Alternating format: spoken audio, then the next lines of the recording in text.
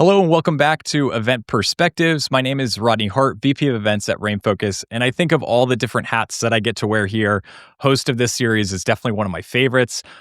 Each time I'm joined by some of the brightest minds behind some of the world's top event programs, and in each episode, we kind of dive into the backgrounds, the journeys that led them to where they are today. And then what we also focus on is just what's the most interesting challenge that they're focused on. And then we try and have some fun along the way.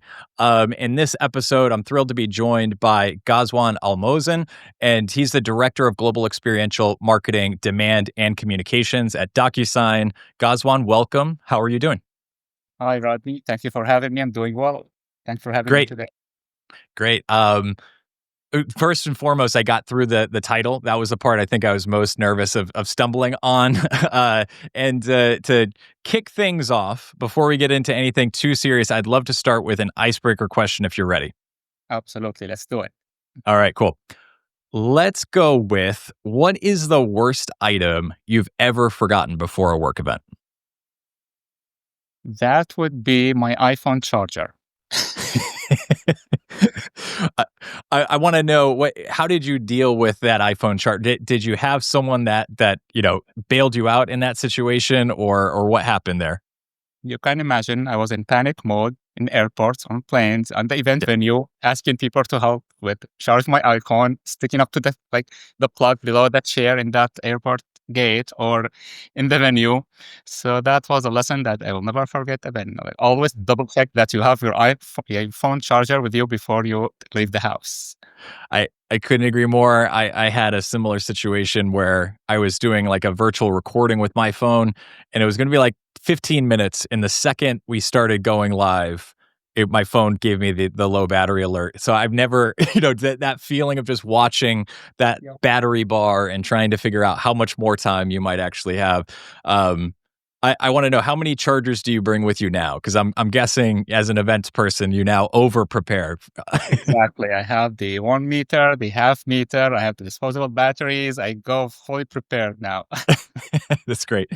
So one of the elements that I like to cover on this series before we kind of dive into the challenge and kind of how you got there is just, in general, I feel like people always have an interesting story as to how they got into events. I think some people do it on purpose, and I think a lot of people found ourselves here. So I'd love to know, Ghazwan, how you got started working in the event industry. Yeah, I think like the majority of people, they found themselves here at events. It's really rare to find someone that I'm going to launch my career in events marketing right after college. So I kind of worked my way through doing digital marketing as a start right after graduation, managing web marketing, email marketing, social marketing. So I kind of got a taste of multiple areas of digital marketing before really that I started diving into the events world, where at Oracle, at my previous employer, where I kind of transitioned from doing international web marketing and then moved to the events team to manage the global event demand generation of Oracle Open World. Now it's called Cloud World. Yeah. For North America and globally. And that was it for me to launch my career into the events demand generation and communication. That's awesome. Oracle Open World also was like my first exposure to, it was Oracle Open World 2012. I think my first exposure to an event of that size, and just being blown away by how it took over the entire city. And no matter where you went, it was packed out. I'd love to know, was there any moment in that process of like discovering events where you kind of fell in love with events? And if so, like what is it about events that you feel like kind of keeps you there? Yeah, I think my favorite moment when it's officially like check-in happens and you see people walking in to check in and grab their badges. So that feeling that, yes, you are here today because you received the communication, you received the invitation that enticed you to sign up for this event and come to join us in person, leaving everything behind, all the meetings, all the work that you have taken 3 days or 2 days or 1 day out of your week to be with us in the city during this event experience that we have. And then people smiling, having great time, learning, networking, building connections, so on and so forth. Yeah, I think that's So well said, and just that moment of I think Mhm. seeing that spreadsheet translate to actual real people, or that just that database of names, and seeing what that looks like in person, I think is can be an incredible experience. In events, so I know we're going to talk a lot about your current role and one of your most interesting challenges, but over the course of your career, you've kind of hit on some of them already. But what's been your primary focus areas, and what led you ultimately to DocuSign in your current role? Uh, Interesting question. In general, I just love communication. I love like seeing the conversions, people taking action after an invitation or after like an social post they see on social media, like that would click with them, as motivate them to click, learn more, and take an action. Yes, I want to be part of this experience. Yes, I want to sign up for this event. I want to learn more about what this event is all about, just like every other customer out there on the in the world. Yeah. And, Oh, good. that's how like I kind of started. Then I joined DocuSign a few years back to lead all the global demand gen for the digital and in-person marquee event for DocuSign. One of them is Momentum, our flagship customer event held every spring in April. And I know we're going to talk like a little bit more about a new event that you're working on launching, and I'm really excited to address that. So you kind of came over to DocuSign with a lot of different event experience, and really kind of demand gen experience in your role now. I know the most interesting challenge that you've kind of identified is launching a new digital customer event. So I'm thrilled about this because I feel like digital events are such an interesting topic, because obviously the time frame, I think we're well past some of those pandemic era time frames where that was the only option. But tell me a little bit more about the event that you're working on launching. And the event is happening next week. So Okay. all the work is happening now this week and the last. Wow, that's bold, and you're on this now. Okay, I love it. Exactly. Uh, Back in April, we launched a new solution category, IAM, Intelligent Agreement Management, that helps. It's a cloud software powered by AI to better manage agreements. Now, since that launch, customers, developers, partners, they've been leaning to learn more about what the progress that we've been doing since between April and now. And that's what led us to like, okay, let's do a digital event where we update everyone about those launches and enhancements and availability in the product. So we're doing the Discover event. It's a new muscle that will bring the company open to all customers, partners, and developers who are looking at horizontal audiences among all these platforms. So try to reach to those audiences with our then how they can build more with DocuSign and the IM category that we launched. Um, and so, and I know in the conversation that we had, you said that this is so. What was like the creation of this? What was like? Was there a need that you saw? That this is kind of addressing that need. Like what led to this, and why a digital event versus another in person event? So the in-person event will always be there annually, but between the in-person event and the next in-person event, we need to reach out to our customers and partners and developers with something to like easy access, quick, where we give them a quick rundown about what's available for them and what's coming next after 6 months. So I figured a digital event would kind of solve for this uh, what we're what we're trying to propose here and share with them. So that's why we came up like let's do something digital until we meet again in person next April in New York City. So it's really kind of meeting them. It's like meeting the audience somewhere in the middle there between an annual flagship event, and then you've got that other annual event, but it's really filling that gap of communication updates, probably somewhere in between those, right? Do I have that right? Exactly. And then Discover will also be an annual event happening in the fall. So Momentum in the spring and then Discover in the fall. And then the story continues 12 months around. And so you said you're a week away from kind of this is like the launch. Is this the official like launch of this digital series? Yes, exactly. Okay. In North America Um, and globally as well. I'd love to know. We'll get into some of the event marketing strategies that you're using, but just from an overall audience, is it a similar audience? Are you looking to target pretty much the same audience who would come in person?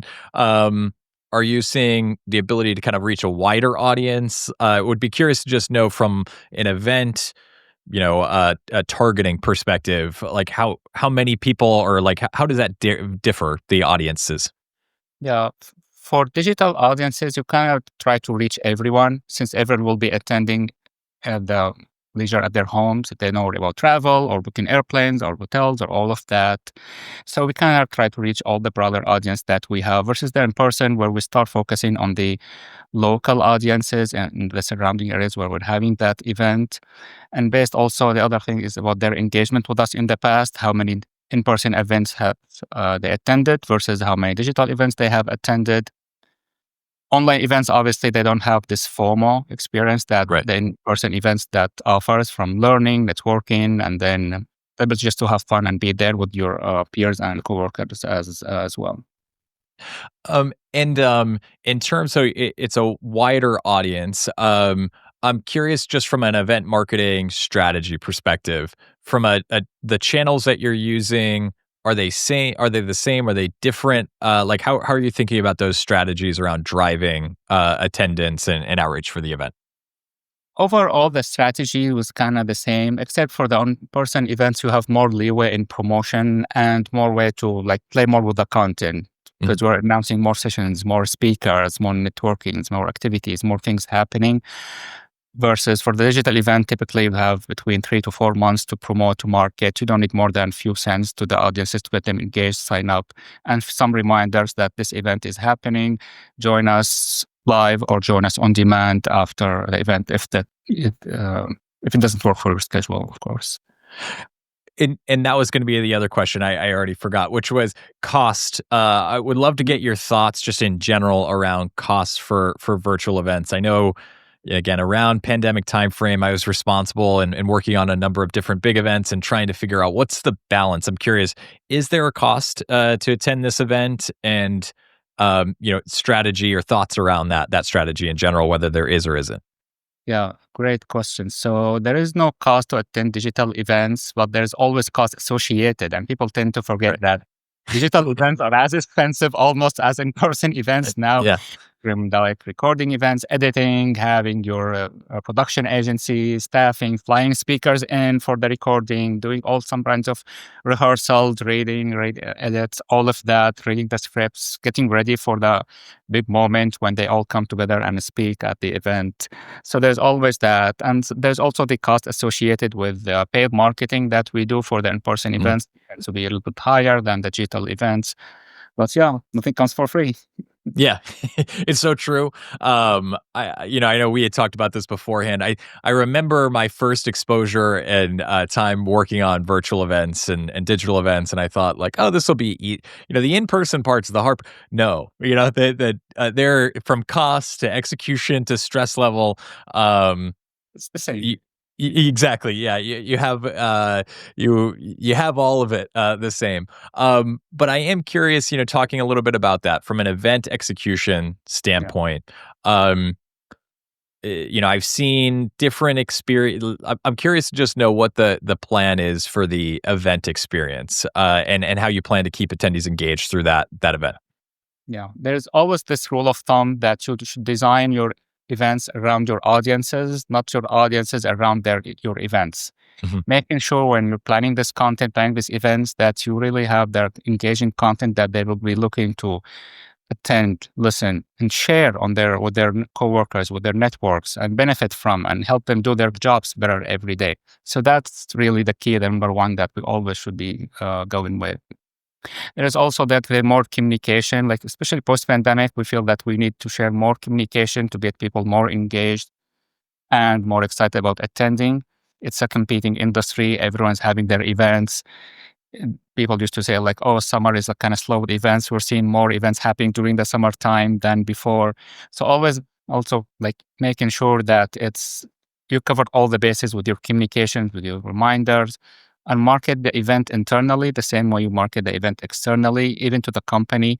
Not everyone in the company would know the value of the event if you didn't, the marketing person, of course, didn't share this value with them and make it easy for them to drive registrations, do the follow-ups, share with the other customers and their outreaches, and so on and so forth. A- a- And I'm curious about the format. Would you say like is the format is it like what's the length of time for this event? About an hour time or less. Okay. And so, like, is there? And I'm not sure. Like, depending, I would love to know just your experience with digital events in general.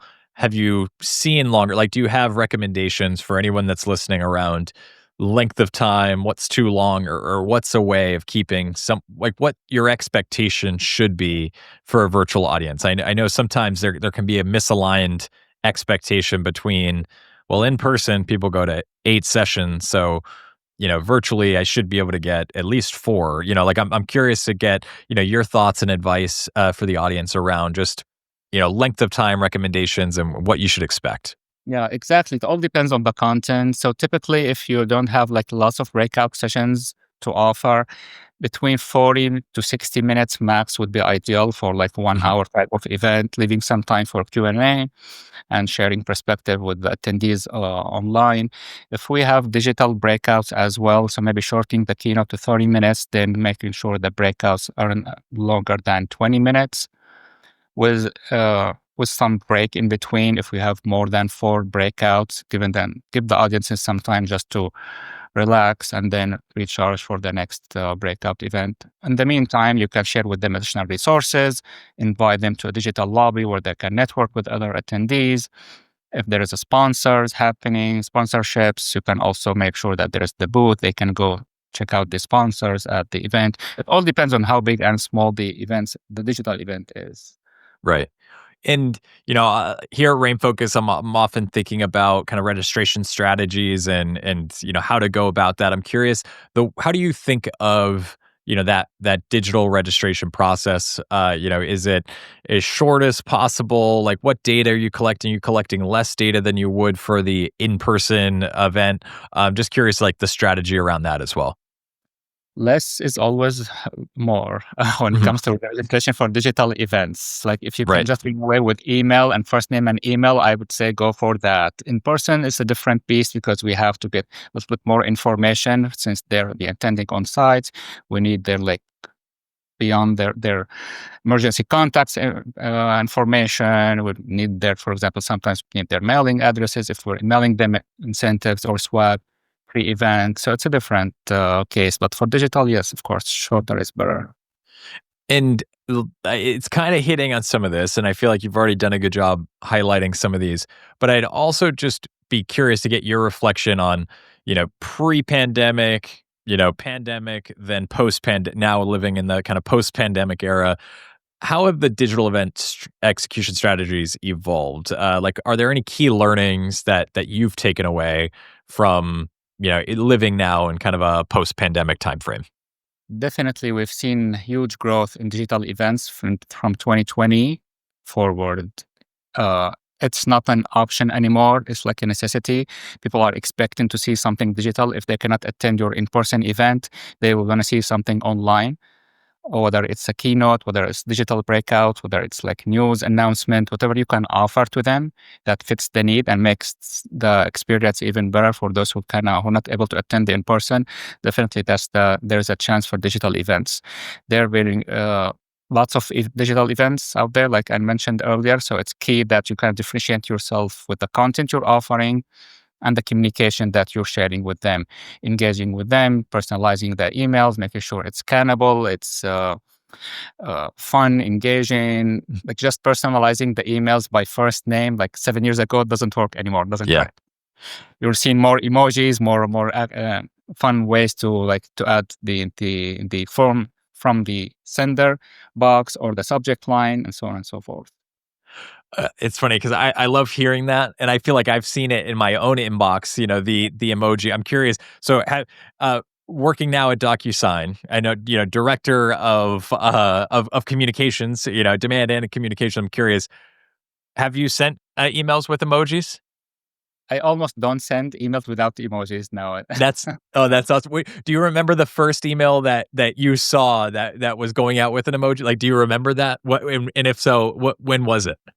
I think that was 2 years ago when I added the first emoji to the subject line, like the smiling face celebrating that we're opening registration and for Momentum, join us.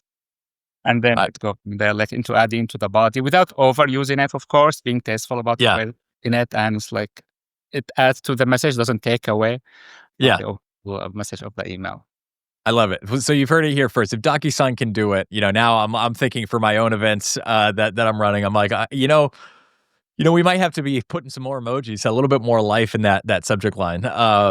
Because I, like you said, I've definitely seen it. I remember the first time I feel like I experienced it, and I was like, huh.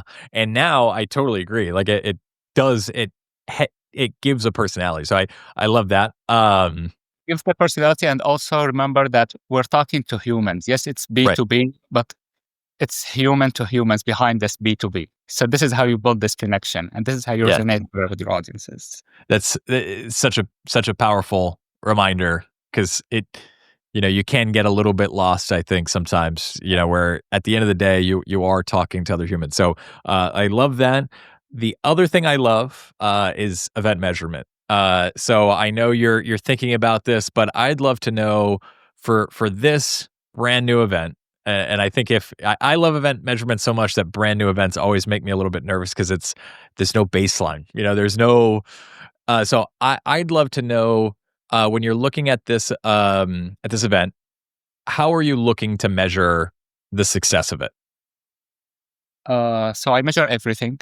I Yeah, didn't realize that about myself, but I like kind of live and love data. So I measure everything and track everything except their social security numbers when yeah, tracking.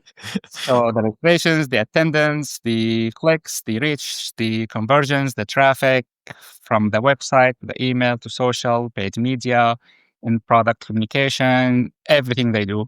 And then in the registration report, I know exactly every registrant, where they came from, and when they registered. This will help me see the overall picture about what channel is working, what is not, any differences, emails is doing better, is doing less, and how can I optimize for the next round of email send. This way I'm optimizing my campaigns as I'm running it as well at the same time. I don't have to wait until after the event, of course. and in that set of metrics, like are there any key ones, like whether they're success rates, conversion rates? Obviously I'm sure all of those are pretty dependent on the event, but are there key metrics that from your standpoint you're looking at? I know in the conversation we had before this, we talked a little bit around like what's the right number of emails, what's the sufficient without being too few but also without being too many. Like, I'm curious if there are key metrics, whether that's conversion rates or an individual. Let's say that you had to pick your favorite metric. What would that be? That will definitely conversion. Since I'm Mm, doing the marketing for the event, it is like the first step. It will be the conversion. How many people converted after getting the first email or the second email? How many more emails shall I send? Shall I send the third email to those who opened email one or two only, or shall I just continue to hit the major masses that I'm targeting from my database? So depending on how many conversions I'm seeing, this is how can help me define the next steps in the campaigns. Anything surprising you've ever felt like, or that you've ever discovered looking at those measurements? Uh, don't take anything for granted. Like Mm, what performed well 3 months ago, that wouldn't necessarily perform the same way for this event or for the next event. So always be on the lookout as if you're treating this campaign as your first campaign all the time, as your first event that you're ever doing and working on. Things are changing, are shifting all the time. We've seen it on all the channels. It fluctuates, goes up, goes down, depends on what's happening in the industry, what's happening in the world at the time we're running this event and these campaigns. For example, we're coming to the holidays now. People are getting more emails. We're seeing less conversions versus last month. mm. So always treat it as your first campaign and your first event. And then I feel like recently we did a survey recently, and I was kind of looking at those results and had seen some diminishing of like show up rates at digital events. Are you seeing that? And if you're not seeing it, is there something strategically that you're doing to address that? Great question. I've seen that, and I've seen that attendance rate goes up when you have a celebrity speaker attending your digital event. They Interesting. won't necessarily help drive registration, like Yeah. boost registration, but will definitely boost attendance for your events. Oh, that's fascinating. Okay. So everyone should carve out a little bit of budget for that celebrity speaker, huh? Exactly. Uh, Awesome. All right. So it's a week away. So I'm gonna set a reminder on my calendar to check in with you on how this all went. Would love to get an update to everyone just around what you saw. But love talking through this. And I don't want to let you go quite yet because I've got some other fun questions for you. let's do it. I'm looking All forward right. to it. So we're gonna call this round the lightning question segment. What I'm gonna do is I'm gonna throw some random questions at you, and you just respond with the first thing that comes to mind. And I'm gonna do my best, which is the hardest part, to not chime in, which I don't always do a good job. All right, you ready? Let's do it. Okay. Who is your dream guest keynote speaker?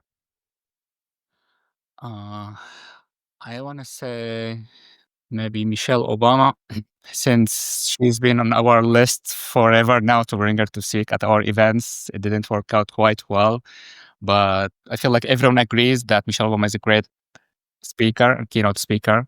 And then, yeah, definitely I would love to like have her at one of our events. I've For, attended Reese Witherspoon earlier this year, so I've seen her in person. She was speaking at our Momentum in New York City. So definitely will go with Michelle now. Awesome. Yeah, that's great. Definitely, I think would help those show up rates, right?